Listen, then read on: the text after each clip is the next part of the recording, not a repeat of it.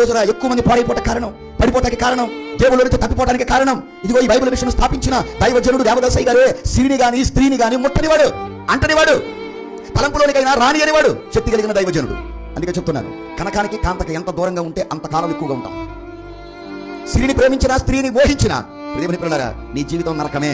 అలాగని మరి భార్యని ప్రేమించకూడదండి, నీ భార్యని ప్రేమించమని చెప్తున్నా. అది స్త్రీలకు నీ బలాన్ని ఇవ్వద్దు.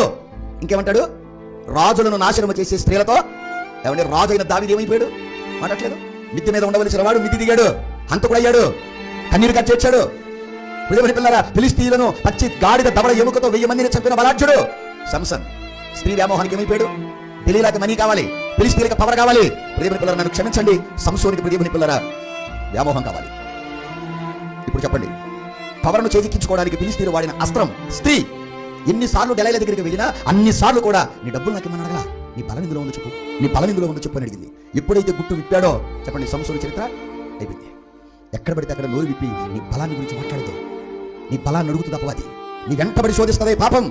39 ఆదికాండ గ్రంథం 9వ వచనంలో, 10వ వచనంలో ఆ శోధకురాలు రోజు కూడా యోసేపు వెంట పడతా వచ్చిందట. పాపం నీ వెంట పడుతున్నాను, నిన్ను ఇష్టపడుద్ది.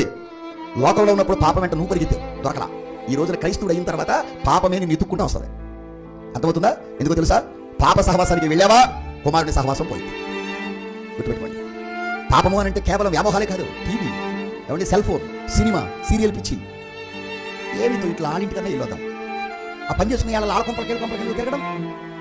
అయితే నీ ఇంట్లో ఉండు, ప్రార్థన చేసుకో కాసేపు. ఎన్ని సమస్యలు ఉన్నాయండి, ఎన్ని బాధలు ఉన్నాయి, ఎన్ని ఇరుకులు ఇబ్బందులు ఉన్నాయి. ఆ పక్కింటి వాళ్ళ దగ్గరికి వెళ్తే నీకు సాల్వ్ చేస్తారా? మాట్లాడే సాల్వ్ చేయాల్సింది ఎవరు? మరి ప్రార్థన చేసుకో. పెట్టుబడి లేకుండా వ్యాపారం ఎలా ఉంటుంది అంటారండి? పెట్టుబడి లేకుండా వ్యాపారం ఉంటుందా? వ్యాపారానికి తగిన పెట్టుబడి పెట్టాలి. పెట్టుబడిని బట్టే వ్యాపారం, వ్యాపారం చేసిన దాన్ని బట్టే లాభం. అలాగే నువ్వు దేవుళ్ళో సమయం ఎంత పెట్టుబడి పెట్టా, ఎంత కన్నీరుని పెట్టుబడిగా పెట్టావు, ఎంత ఉపవాసాన్ని పెట్టుబడిగా పెట్టావు. ఒకటే సంఘం, ఒకరు దేవుడు హెచ్చిస్తున్నాడు, మరొకరు అక్కడే ఉన్నారు, ఎక్కడ పడేసిన గొంగలు అక్కడే అన్నట్టు. ఆ దేవుడు కాదా, ఆ బైబుల్ కాదా, ఆ మందిరం కాదా? అందరికీ ఆ వాక్యాన్ని సమముగా పాదిగా చెప్పటం లేదా? చేసుకున్నవాడు చేసుకున్నంత, అంతే కదా? చూసుకున్నాడు చూసుకున్నంత. సెల్ ఫోన్ మొట్లిని గొయ్య లాగు గంటల కొద్ది దేవుని పిల్లలు పల్లె రిలాక్సేషన్గా కాసేపు టీవీ చూడాలి, రిలాక్సేషన్గా కాసేపు స్టేటస్ చూడాలి, రిలాక్సేషన్గా కాసేపు అది నిద్రమని చూడు, ప్రార్థన చేసుకుని మళ్ళీ నిద్రపోకూడదు. తినే ఆహారం దగ్గర తినకూడదు. దేవుడు మాత్రం మనకు మేలు చేయాలి. నీలో మార్పు రాందే దేవుడు నీకు మేలు